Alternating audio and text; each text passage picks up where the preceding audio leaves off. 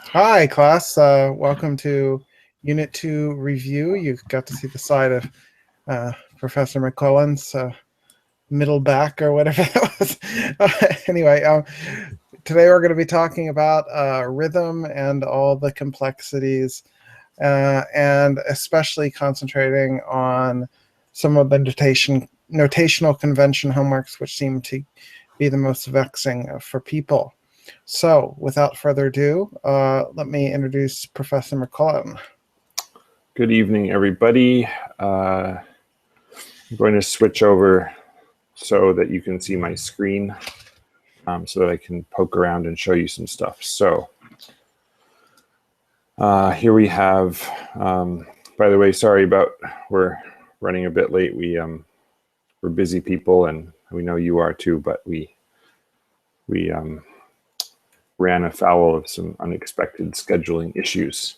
So anyway, Unit 2, I always like to point out that it took people a few hundred years longer to invent a notation for rhythm than it did to invent notation for pitch. It's just somehow more complicated to capture what's happening in time with music than it is to capture what's happening with what the pitches are and what the notes are. That was a pretty impressive feat that they did that, but rhythm took a lot longer and was harder. And this unit, you're kind of seeing the results of that. And there are some things about the way that rhythm is notated that are a little bit odd in some ways and can throw you off at first. Probably if someone just sat down to invent a whole new way, they could have come up with something more logical. But this way works, and it works for musicians, and it has for almost 700-800 years. So good long time. Yeah, so again, we're not going to go through the whole unit, but we're going to focus on some of the homework. So I'll just start with tempo homework, just sort of to jump in the beginning. This is one of those things that you have to follow your gut instinct and trust your instincts. It's asking you to guess or determine what the appropriate tempo marking is for a given excerpt, and just what you first think is probably right on this one. We didn't try to trick you and do two samples that are almost exactly the same. We tried to make it pretty obvious. Note values, I'll just quickly kind of mention each of these. This is pretty straightforward as long as so again, this course is like learning a language, and think of homework like this, like where you're just drilling vocabulary and you're just getting into your head because it has to be automatic. So it may seem kind of boring and long-winded, but it's important to just really be clear and methodical as you go along, and patient. Notation homework, this was fun to create. It's sort of like, what's wrong with this picture? Each of these has some kind of flaw that you need to identify. Simple and compound. Okay, so now we get into the trickier stuff about meter and time signatures and the way that the note values fit into those things. So simple versus compound is one of the more confusing things because it has to do with what the basic beat value is. In simple meters, the beat value is a single note that always divides into 2 or 4, or 2 and 4 and 8 and 16 equal parts. Compound meters are always a dotted beat value that divides into 3 equal parts. So you have to get used to things like two 30-second notes and 3 30-second notes. These potentially could be, this could be from a simple meter, 1 beat equaling 1/16th note. This could be from a compound meter with a dotted 16th note equaling the beat. So all of this stuff is all about addition. If you can add two 30-second notes together to get a 16th note, and if you know that a dot equals half of the value of that 16th note, then you know that this equals the 16th and this equals a dotted 16th. And you just have to be really careful with the number of beams, be really careful about every level of detail. And if you're not sure, go back, review again, be patient with yourself if you're finding that you're not getting stuff correct. Again, I'm sort of racing through these. Just want to, okay, this one is tricky. Again, trust your instincts. If you can count duple beats, in other words, like 1 and 2 and 3 and 4, and where there's 2 pulses per beat, it's simple. If you can count 3, like 1 and 2 and 3 and 1, 2, 3, 1, 2, 3, 1, 2, 3, then it's going to be compound. So follow your instincts there. Tuplets. This is where things fit into other. Okay, I've been up for a very long time today. I was going to say things fit into other things, which is not going to help you much. Okay, this has to do with a division of the beat that doesn't fit the prevailing meter. In other words, a compound beat of 3 equal parts that fits into the space that normally 2 equal parts would fit into. That's a triplet. But it can be any kind of division that doesn't fit. So it could be a duplet of 2 equal parts that fit into normally where the beat divided into 2 equal parts that normally would be divided into 3 equal parts within that compound meter. So it's sort of the thing that doesn't fit. And you just have to be really, it's kind of like, even though it seems a little odd, it's kind of insanely logical once you get used to the system. So I'll just give a quick example. Tuplets are also tricky because you have to remember that you're usually squeezing more value into a smaller space. So for example, the most common tuplet is a triplet of 3 eighth notes, and they fit into the space of 2 eighth notes. So instead of taking 2 sixteenths and sort of stretching them, or sorry, 3 sixteenths and stretching them into the space of 4, you're taking 3 eighths and squeezing them into the space of 2. And you're usually, it's usually a process of squeezing the note values down to fit. So with something like a duple of 2 half notes, you have to think like those are being squeezed down. I have no idea if that was helpful at all. I'm sorry if I'm sounding like I am very tired. Okay, time signatures. Okay, this is we could go on about how illogical time signatures are, but I'll just say one thing, which is that in simple meters, time signatures make sense. In compound meters, they make less sense because the bottom number in a compound time signature does not equal 1 beat. It equals 1 beat division. Case in point being 9/16. That doesn't mean that there are 9 beats and each beat is 1/16th note. It does mean that there are 9/16th notes in the measure, but you have to remember that 1 beat in a compound meter equals 3 beat divisions. So each beat in this time signature is 3/16th notes.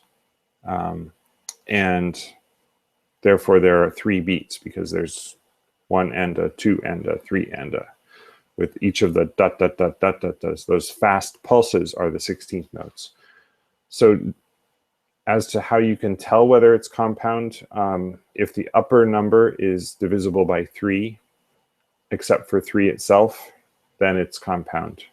Again, I feel like I'm talking gibberish because I'm sort of summarizing so much in such a short time, but I hope that's at least somewhat helpful. Just be cautious and review the lessons. Okay, the point of rushing is to get to the notation practice homeworks, which are where it gets even slightly nastier than before. And this is where those of you who know all this stuff, you know, who've done theory for years and so on, this is where you may find yourself puzzling over it, because we're getting into a little bit more detail of how rhythm has to be notated. And you might wonder at times, like, why does this matter? Like, why does it have to be done this way? And the reason is always clarity. If it is not done this way, it's harder for musicians to read. And the entire and whole point of notation is, you know, to be readable and clear. So this first one just asks you to figure out what's missing in a measure, fill in the blank. You probably remember those from when you were a kid, from elementary school. Well, you're back in music theory elementary school. So this is all about addition and subtraction. What is the total number of values in the measure? What, in other words, the total number of possible values in 6/8, which would be 6 eighth notes or 2 dotted quarter notes. And what do you have in the measure? In this case, we have 1, 2, 3 eighth notes, 4 eighth notes. We're missing 2 eighth notes, so we need to find one single value down here, which equals 2 eighth notes, and that's a quarter, and put it in there. By the way, as a general thing, as you know, be really methodical when you're entering the code into the box. You know, you would put an F there, and so on. Okay, now we have, I'm counting by twos. 1, 2, 2, 2, 3, 2. That's 3 eighth notes. Half an eighth note, and then 3 more. So what am I missing? This is tricky. We need, we have 6. The other way I think of this is 6 on one side and 6 on the other side. So we actually need an eighth note right here. I hope I have that right. If I make any egregious mistakes, I hope Dr. Wilcox will correct me. I've been doing this all my life. I'm a professional, so just trust me. No, you got it. That looks good to me. Thank you. All right, so that's page 1.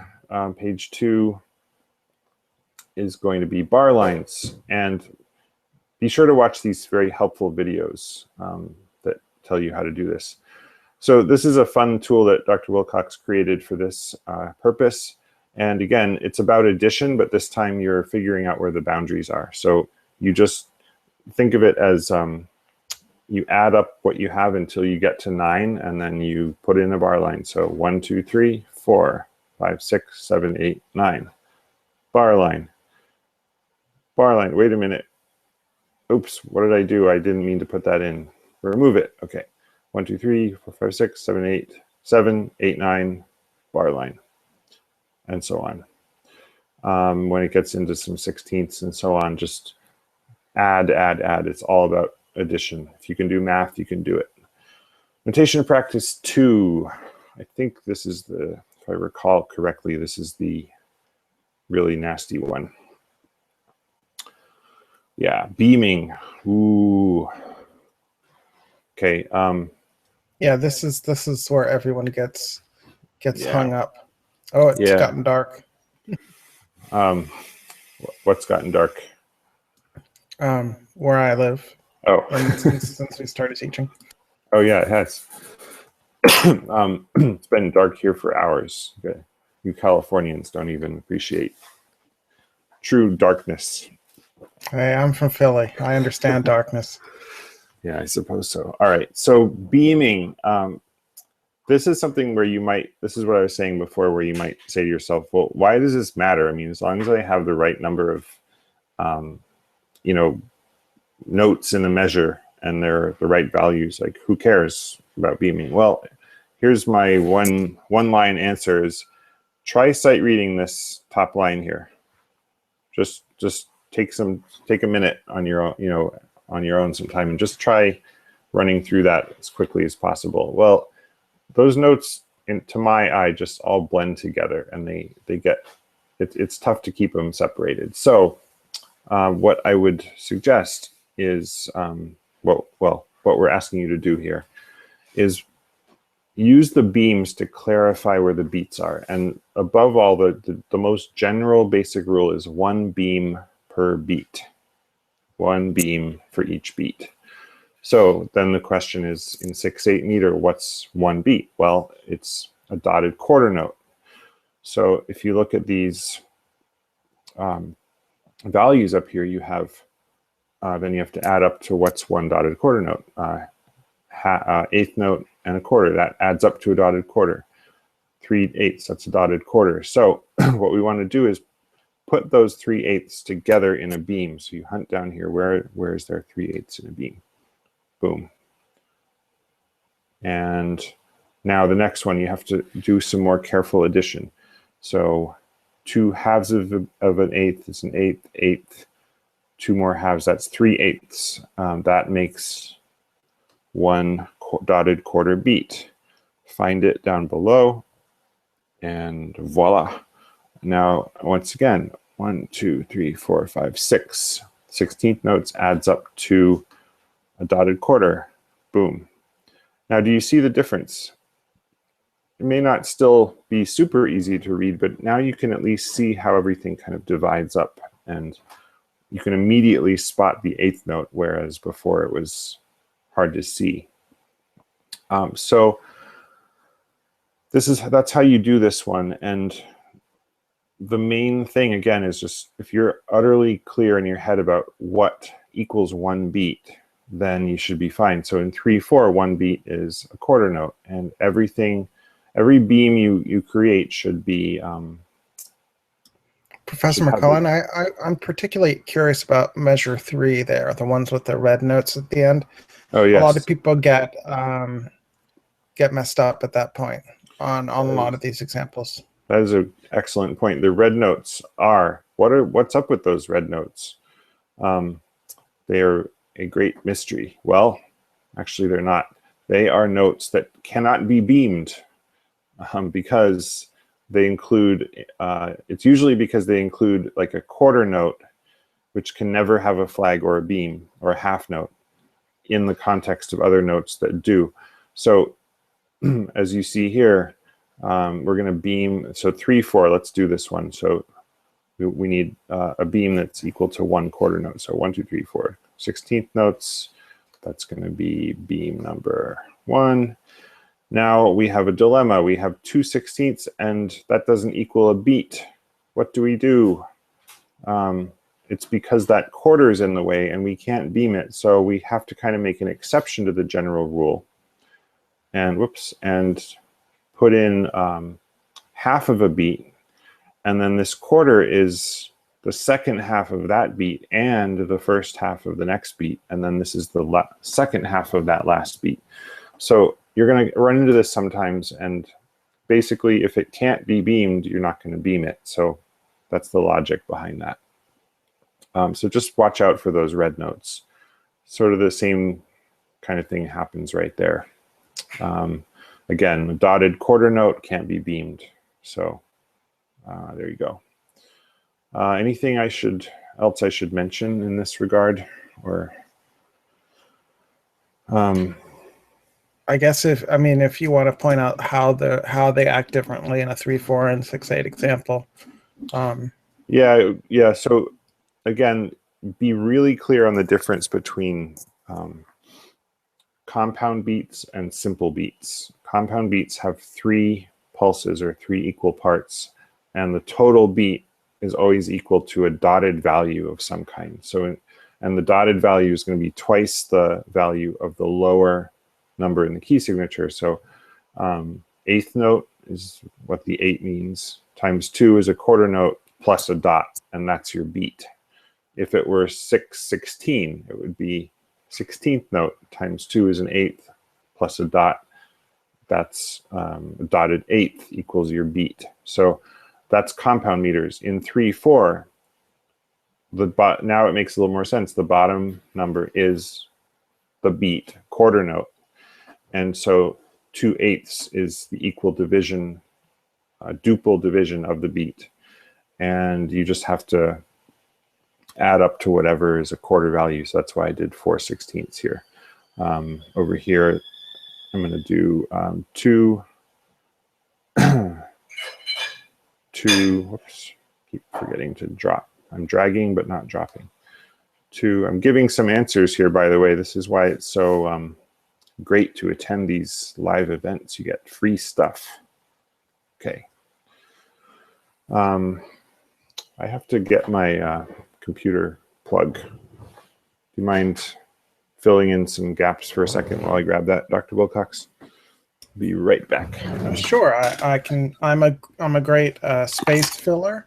Unfortunately, it's gotten dark here, and I have rather than leave, I'll just talk.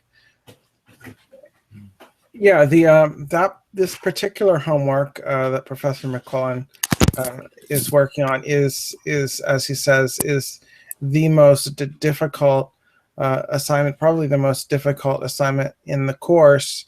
And it's all a function of counting. And sometimes rather than working from the front of the measure and working back to the back of the measure, it works out really well if you start doing the beaming from the right and moving to the left. Because if you're confused about the beginning of the measure, well, go to the part of the measure. Go to the part of the measure you understand, and then concentrate there. So, for instance, if you have those red notes at the beginning of the measure, well, then you're confused by that, then start with the third beat that you can clearly see, and notate that and work back. And sometimes you make great progress that way. And in general, I would advise that in all of these things, it's in some ways it's like working on a jigsaw puzzle. You notate the bits that are easier. You fill out the edges, you fill out the frame, and then you see what's left over.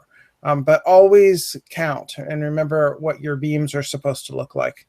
It seems like Professor McClellan is back, and I may pass it back over and go turn my light on. And what? Go turn my light on.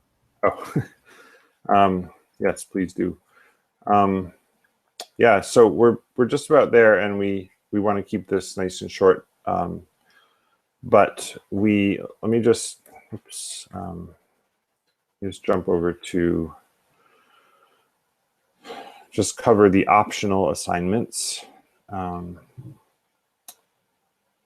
And again, optional, but this is where the stuff gets funky. So asymmetrical time signatures, I mean, really the same stuff still applies here. It's a matter of addition. The beats are trickier because they can be different in the same time signature. For example, yeah. Just to interrupt for a second, just to remind you, these are the optional ones, but it's great to get a few extra points of extra credit.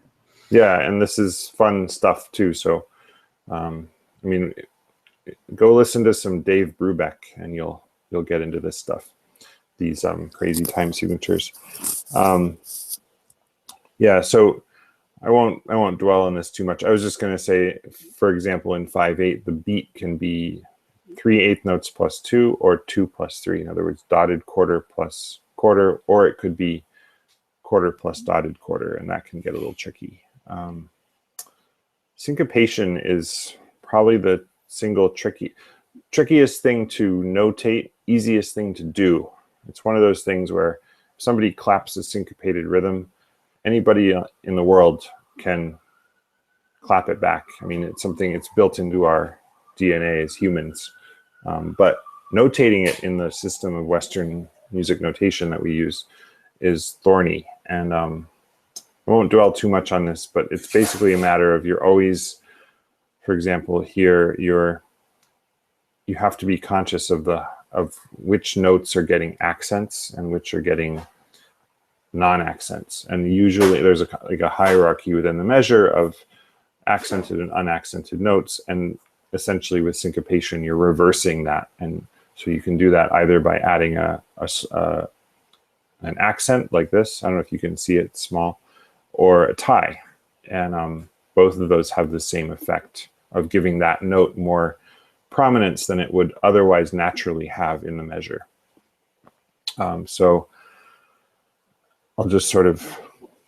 on this one, you're about to do the 4/4 example. Yeah. Can you show the difference between kind of the strong and the weak beat division and beat subdivision?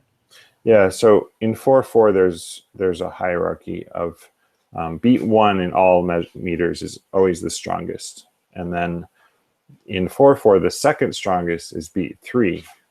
It's like 1, 2, 3, 4, 1, 2, 3, 4. And as you could tell there, 2 and 4 are the weakest. And then the same thing applies within each beat. It's kind of like a microcosm of the whole. So 1E and 2E and the 1 and the and are stronger than the E and the and so given all of that, if you were to tie, let's say, from the first note of a beat to the second note of a beat, you're not really syncopating because the note you're tying from is already accented. So it will sound accented either way. The tie doesn't really change anything.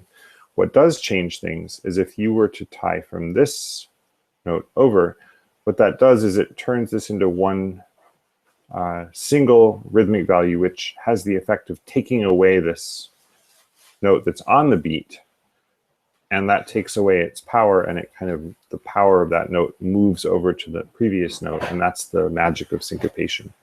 So to put that into simple terms, syncopation has to start on or be applied to a weak note in the structure. So you have to be clear on what the weak notes are.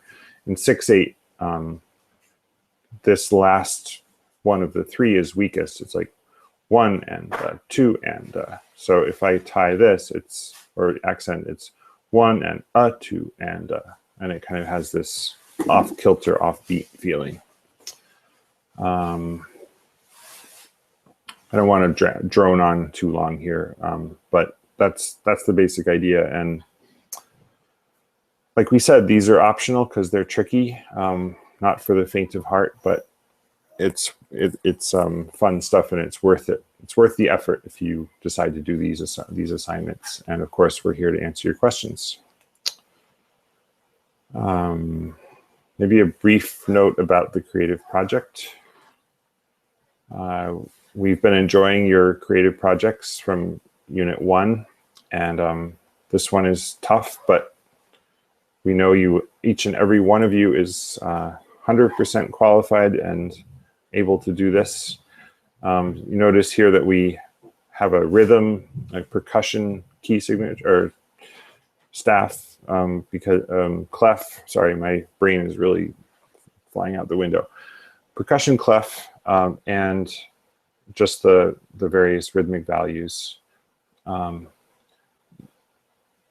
We do not believe in the idea that some people are innately musical or innately rhythmic and others aren't. Every one of you can hear and reproduce and create and be rhythmic in this way. So we really look forward to seeing what you guys do.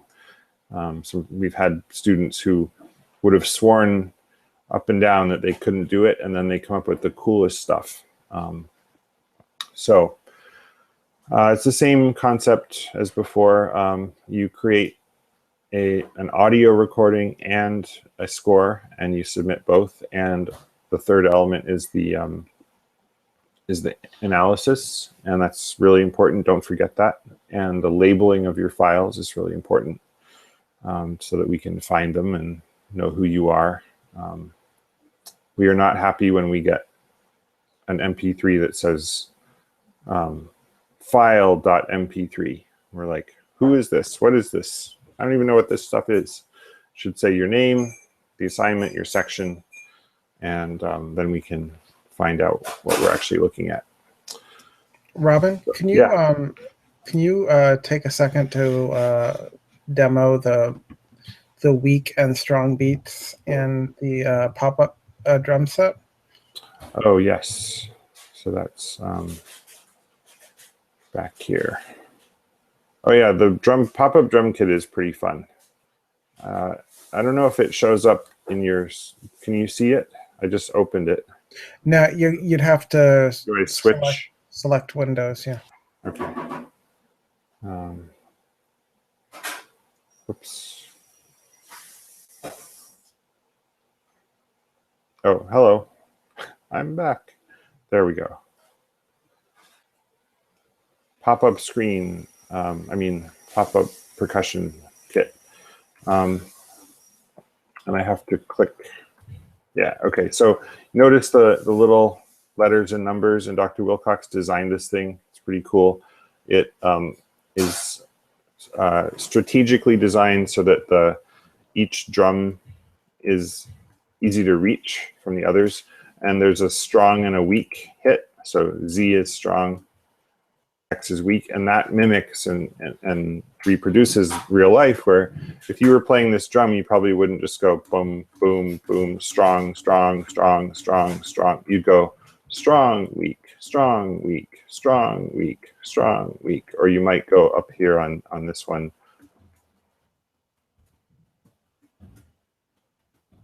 That's kind of a syncopated rhythm because I'm leaving out every other. Yeah, you know what you're really leaving out is you've got your headphones on, so the sound. Oh, nobody can hear what I'm doing. No. Well, it sounded really cool. Let me tell you. Yeah, it looked cool. I was rocking out over here. Do you know what it's fun is if you hit both keys at once, it kind of goes purple, blue, and red together. So you get both. Yeah. That's cosmic. Yeah. What if I hit all the drums together? Yeah. There's certain event handlers. Yeah, the certain key events will allow you to hit as many of them at the same time. But anyway, our goal here is to give you options. Fun. Yeah. Actually, can I go off book here for a second and just show everybody something really fun? Be careful. It's the Groove Pizza, so we can't go too wrong. Okay, but just remember, we can't hear it until you take your headphones out. Oh, that's true. Just look. So this is a fun page from NYU, or I guess you could say they're a competitor of Rutgers. No, that's not true. Can you see this? Is it? Oh no, I have to switch my window again, right? Well, certainly we aren't competitors in terms of cost of education. No, no. I mean, that NYU really wins hands down because they are certainly incredibly expensive. Yeah, they win in terms of. And that's off the topic. So I'll let you go back to the Mr. Pizza. All right, I'll take my headphone. Basically, what this does is you can see that each measure is a circle, and wherever you put a beat, it will play it. So I just am adding some fun stuff.